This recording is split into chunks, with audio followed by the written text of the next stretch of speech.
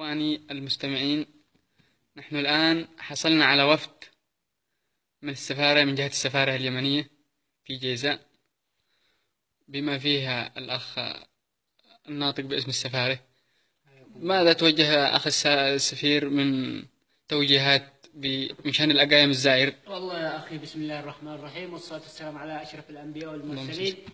أحب أن أقول لإخواني اليمنيين المقيمين في المملكة العربية السعودية ممن يمتلكون هوية الزائر أنهم يصابروا ولا يستعجلوا، وأن يملأوا قلوبهم بالصبر، وأن يبتعدوا عن الأحباب.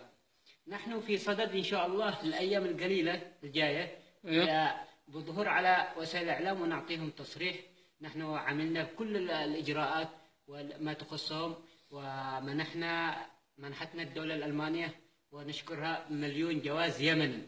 نحن عملنا على 1,000,000 جواز يمني، رغم أن الإحصائية اللي عندنا اللي حسنوا أوضاعهم من الأخوة اليمنيين تجاوزت الإحصائية 500,000 يمني، لكن نحن عملنا على 1,000,000 جواز.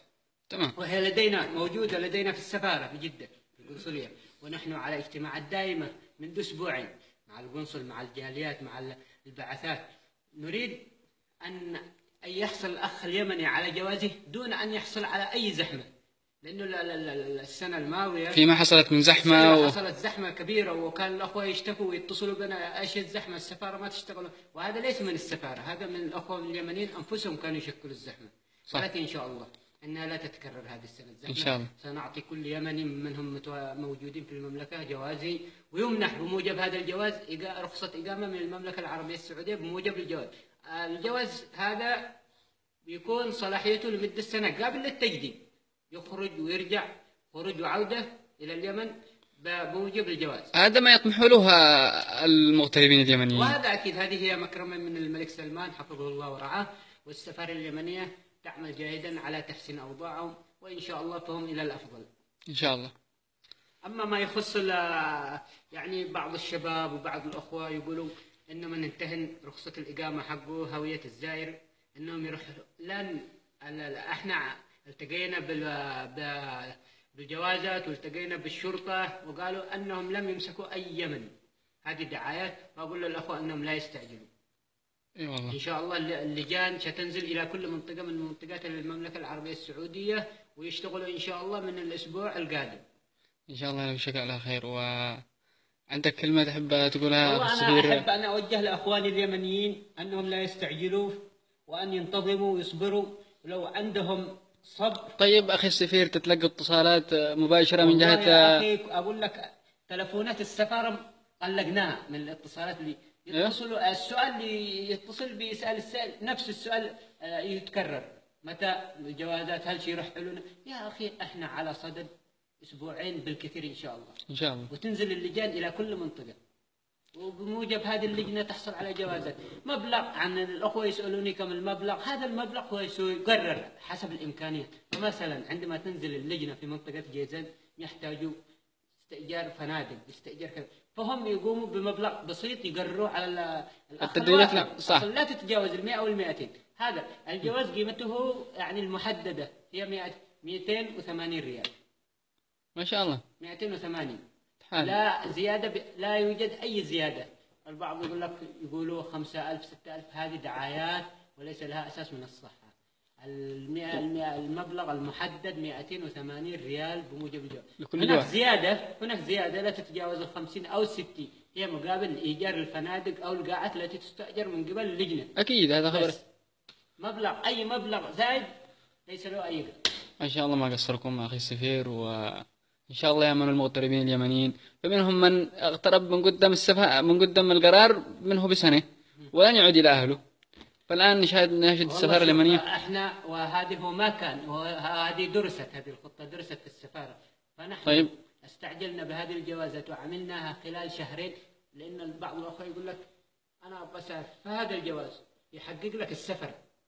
حتى لو تمنح الجواز اليوم، بكرة يمديك تسافر، تدق خروج وعودة وتسافر. من منفذ الطوال ولا من منفذ الوديعة؟ منفذ مفتوح، هذا ليس لنا علاقة. تمام إن شاء الله. أي طريق تسهل لك، وفي جمارك، لا تأشر جوازك وتتوكل على الله إلى بلادك وإلى أهلك، ترجع إن شاء الله سالم غانم دائم، ثم ترجع إلى المملكة إن شاء الله. ثانيا مدة الجواز تمشي على مدة في المملكة هو مقرر 3 شهور قابل للزيادة. عندما تحصل على الإقامة تسلم جوازك، الجواز التي تمنحه السفارة اليمنية أيوة. للوافد اليمني.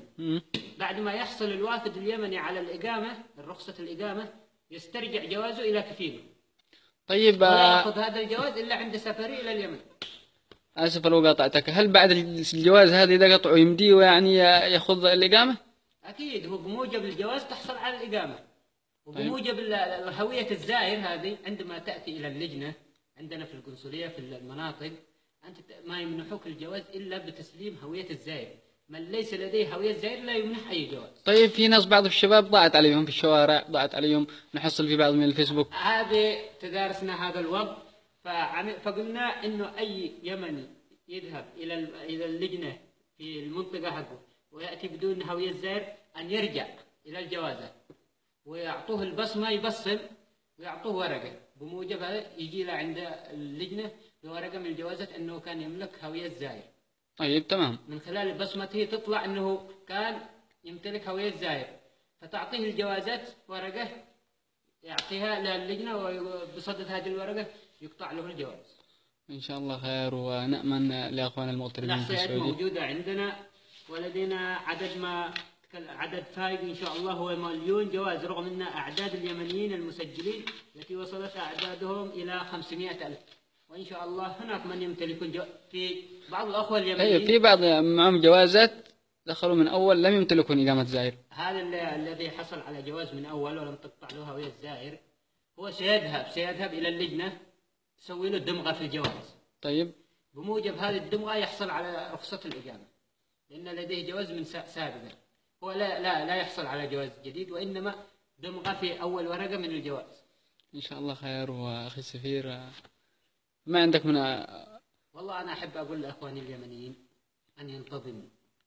الانتظام أخواننا اليمنيين، هذه هي مكرمة، فأن يستغلوها ولا يتركوها. هناك من الأخوة من يعني يقول رمى بهذه الهوية ويسافر. يا أخي هذا تحسين وضع لا يتعوض، هذه مكرمة لا تتعوض. حسن وضعك، والسفر أنت تسافر. الأوضاع في اليمن يرثى لها، ليش تسافر اليوم والأوضاع مخربة؟ أي والله. طيب أحصل أنا على جوازي وعلى رخصة الإقامة وسافر بطريقة شرعية نظامية حتى أقدر أرجع. من سافروا بهوية الزائر سلموا هوية الزائر في المنفذ. أي في المنفذ الوديعة حصلت من بعض الإشكاليات، وحصلوا على بصمة سوداء. هذه البصمة السوداء بموجبها تمنع من دخول يعني المملكة العربية السعودية. والله هذه مشكلة يعني غاية طيب النشاء. أنا عندي هوية زائر، أصبر حتى تأتي سفارتي وتعطيني جواز، وبموجب الجواز أذهب إلى أقرب جوازات وأحصل على رخصة الإقامة، وبعدين أسافر إلى المنفذ. في منهم من تهوروا في هذا التهور هو سبب تخلف. إن شاء الله خير أخي السفير، ونأمن لأخوان المقيمين في المملكة أن يتعاونوا بالصبر. أكيد إن شاء الله أن يلتزموا وأن يحسنوا أوضاعهم بكل بساطة. ليس هناك أي غرامات كثيرة، هي لا تتجاوز على ما كلمناك في السابق 280 حق الجواز، مع هناك إمكانية تقررها اللجنة تتجاوز 100 أو 70 ريال. طيب أخي السفير، في بعض الناس ما منحوا الأقايم الزائر، ومنهم قاعدين لحد الآن لم يتحركوا، أخذوا السفارة عندهم ورقة من القنصل. والله إحنا تدارسنا مع الشؤون في المملكة العربية السعودية مع الأخوان في الجوازات، فقالوا بعد ما يحصل على كل يمني على جواز من سفارته ويحصل على رخصة سنقوم بحملة تفتيشية. من لم يملك هوية الزائر ولا يملك سيرحل إلى بلاده. فين يعني النظام 6 أشهر أعطيناهم، صح، وبعد 6 أشهر 3 شهور. فين كان النايم هذا اللي ما يحسن وضعه؟ وهذه مكرمة. فهذا أول من يرحل إلى اليمن هم من ليس لهم هوية الزائر. إيه. إن شاء الله خير، ونأمن لأخوان اليمنيين حسن على الأخوة اليمنيين. يا أخي أنا أحب أن أغتنمها فرصة من خلال برنامجكم الطيب هذا، أقول لأخواني اليمنيين والله العظيم هذه فرصة لا تعوض، استغلوا هذه الفرصة، انتظموا، صلحوا أوضاعكم عشان تقدروا أن تبحثوا عن الشغل بكل أمان وطمأنينة.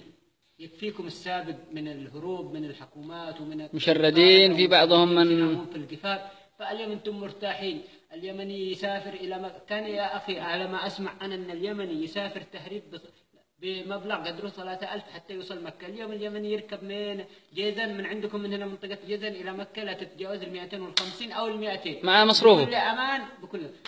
ويشتغل في بعض الشغلات الحرة في الشوارع. اصلا يشتغل. لا نضطرد من اول لا. كان اليمني يا اخي، اليمني يشتغل في الشارع وعينه على الحكومه والعين الثانيه في الشغل، كان يهم. اليوم اليمني يشتغل بكل طمانينه بكل حريه، حتى انهم يقدروا يتنقلوا في اعمال بعيده، مثلا عندكم في صبيه، في صامته، في بعري. من اول لا يقدر ان فكان اليمني يعيش في منطقه يجلس فيها حتى يسافر، ما يقدر يتنقل. اليوم الحمد لله، ونشكر المملكة العربية السعودية على ما قدمته وما تقدمه للشعب اليمني سواء في الداخل والخارج. وما قصرتم أخي السفير بما قدمتم من والله مجهودات والله هذا واجبنا، ونحن سنعمل إن شاء الله من أجل إخواننا اليمنيين، وأن نسهل لهم كل الطرق عشان يوصلوا على جوازاتهم ورخصة الأقايم حقهم إن شاء الله. وأتمنى أنها لا تتكرر الشكاوي والاتصالات إن شاء الله. وأخي الكرام، الآن بما نحن من هذه مع السفير اليمني في منطقة جيزان، نأمل لكم حسن الإقامة في المملكة العربية السعودية. وتعرفنا بهذا الأخ من جهة السفارة، وإلى اللقاء إن شاء الله. إن شاء الله إن احنا نكون على اتصال دائم مع وسائل الإعلام ومع التصريحات، ونعطيكم كل ما هو جديد كل يوم بيوم إن شاء الله. فاعذرونا على عدم، أنتم طلبتم من القنصل اليمني اللقاء به، ولكن كان هو مشغول ظروف طارئة، فهم في اجتماعات دائمة إن شاء الله. والحمد لله إني ما قصرت معنا الساعة الطيبة، ونأمل أن تنال إعجابكم. وهذا كل ما تكلمنا به هو ما يخص إخواننا اليمنيين. يلا إلى اللقاء في حلقة أخرى، وإن شاء الله نستمع لكم.